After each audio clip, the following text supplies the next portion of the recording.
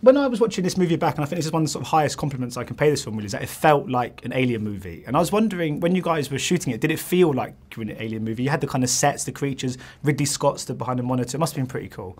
It was very cool. You know, honestly, this is one of those things, as a fan of this franchise, when I got the script and started reading it, I just was like cheering in my head the whole time, like, this is exactly what I've been wanting to see from this franchise. And so that was apparent on the page. And then when you got to the set, and you just saw the world he was creating, and you saw Ridley manning the ship. It was just, yeah, it just seemed like it was exactly what people had been hoping it would be. That first movie is a lot to live up to. You know, the filmmaking is just expert, every piece of it, and so you hope that, you know, the thing that you're going to be a part of in that, it has the same kind of ambitions, and this one exceeded it at every stage.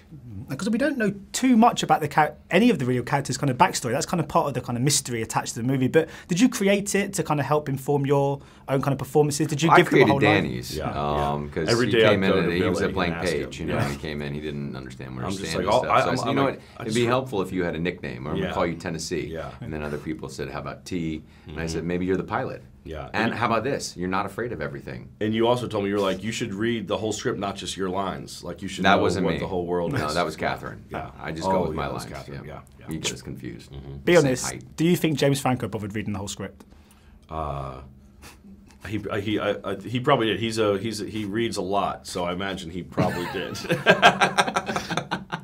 Because I mean, it's very rare in kind of survival horror films. I mean, if you had to kind of simplify this narrative, I guess that's what you would call it, and to kind of feel each death, have it feel kind of significant. But in this movie, you really feel every kind of person that does die. You actually get quite emotionally caught up with it. I mean, how important do you think that is in a film like this? But also, how much of a challenge is it to connect to the roles on kind of human levels when you're kind of surrounded by aliens? Well, they did a very good, tricky thing in the screenplay, by making it a colony mission, and so you immediately know that they're couples and they have something at stake in each other. They're going to create a community, and it's a pretty clever conceit to start with. And so you don't want anybody to die. You know, you see how the people that they love are affected by that, and Ridley takes the time with those relationships. So it's pretty impressive to pack all that into straight up gore fest, you know. Like, do you have anything to say, dude?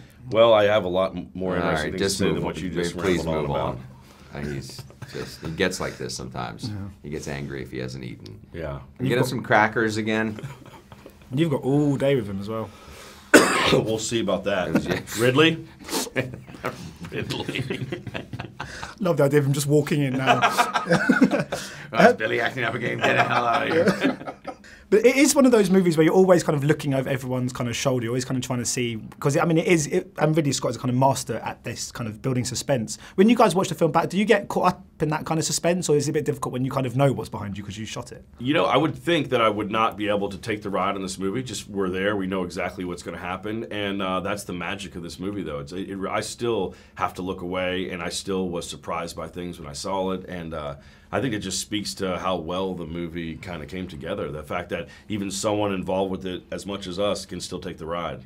It's true. And I saw in a screening room first in New York, and I brought a mutual friend of ours, Sam Rockwell, who was a big fan of the Alien movies, and to watch it with him first, see him, you know, giddy about it. I was on the ride with him as well, and then seeing it at the premiere last night, I had the same reaction. That's hard. That doesn't happen very often. What, Sam Rockwell getting giddy, or? No, Sam's always giddy. It's just you getting giddy about something you're in. Usually, I'm not a fan of Danny's work. Neither am I. Because I mean, Danny, you have sort of gravitated. There's a lot of people saying that. You obviously do gravitate usually towards comedy, and was it quite nice in some ways, even though this is kind of slightly different, to sort of to alleviate that pressure in the sense that you don't have to make people laugh in this movie? Is that quite nice not to have that kind of added pressure? It definitely was. It was fun as an actor just to be able to see what that's like. And you also get, like, comedy doesn't really get a lot of respect a lot of times when we're in interviews. They'll be like, oh, this must be so different for you than comedy. Because I think people really do think that if you're doing comedy, like you prep by just like looking in the mirror and telling jokes to yourself to you practice. kidding? But it was nice to just have a great script and know you don't have to like go and throw a bunch of jokes on top of it. You just have to really nail what's there. It was cool. And Billy, you've got obviously your entry into the DC universe now, and obviously you're playing the Flash's father. Have you seen We Need to Talk About Kevin? Because Ezra Miller can be quite a diffiful child to. No question about it. I was in a movie called Stanford Prison Experiment with him, where he was equally as difficult. He's a spectacular actor, and yeah, I'm super stoked to get a chance to work with him again. Brilliant. Well, thanks so much for your time today, guys. Much appreciated. Thank you. Ladies and gentlemen, you're watching Hey You Guys! Hey You Guys, huh? Hey, you guys. Is that from the Goonies? It is indeed, yes. Nice.